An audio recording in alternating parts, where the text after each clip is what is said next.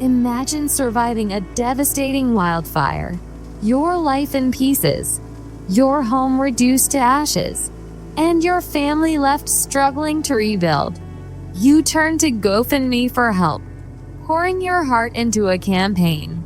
But what if I told you that this lifeline, meant to bring hope and recovery, could unintentionally jeopardize your access to FEMA assistance?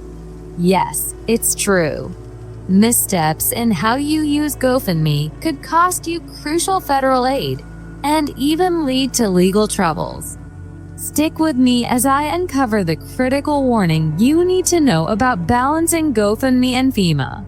Welcome to Funding Sparks, the channel where we unravel the complexities of crowdfunding, grants, and financial assistance.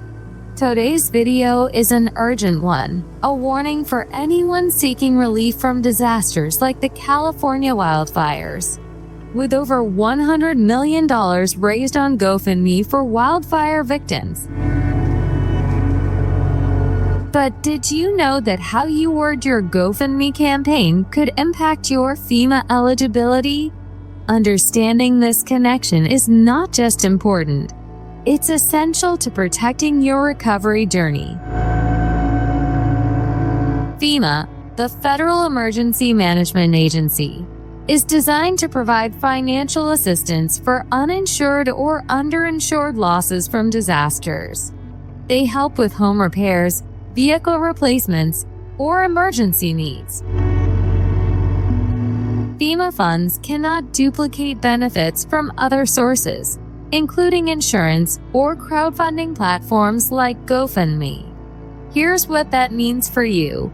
If your GoFundMe campaign states that you're raising money for something FEMA also covers, like rebuilding your home or replacing a damaged vehicle, you could disqualify yourself from receiving FEMA aid for those same needs.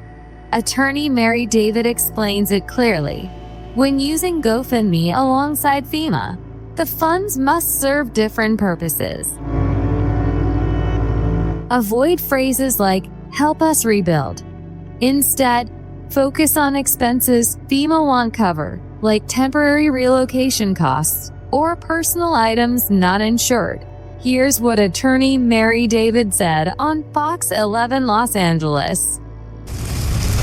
The devastating and deadly California wildfires have driven thousands of people to create GoFundMe accounts like these, seeking much-needed help.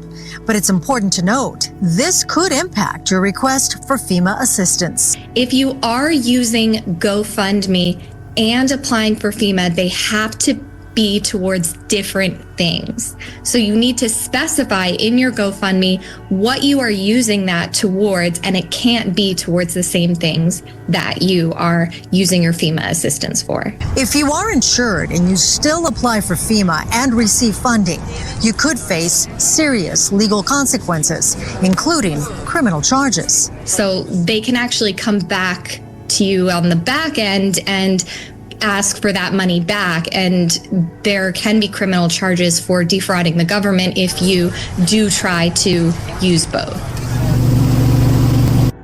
Bottom line, FEMA cannot pay for benefits that you've already received either from insurance or from GoFundMe accounts. Failing to separate these purposes isn't just a mistake. It can have severe consequences. FEMA can demand repayment, or worse, pursue legal action for fraud if they find overlapping assistance.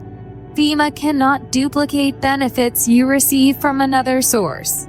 However, there are many different types of assistance available through FEMA, and we review each application to ensure you receive the aid for which you are eligible. Will FEMA deny assistance if I receive GoFundMe donations? Let's find out what FEMA officially says about this.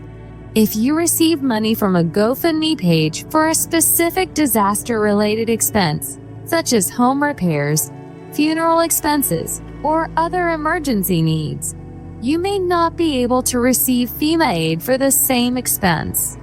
For example, if you receive donations to clean up storm damage to your home, FEMA may not be able to also grant you financial assistance for home cleanup.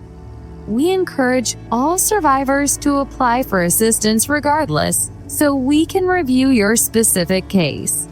Let me share an example to make this real.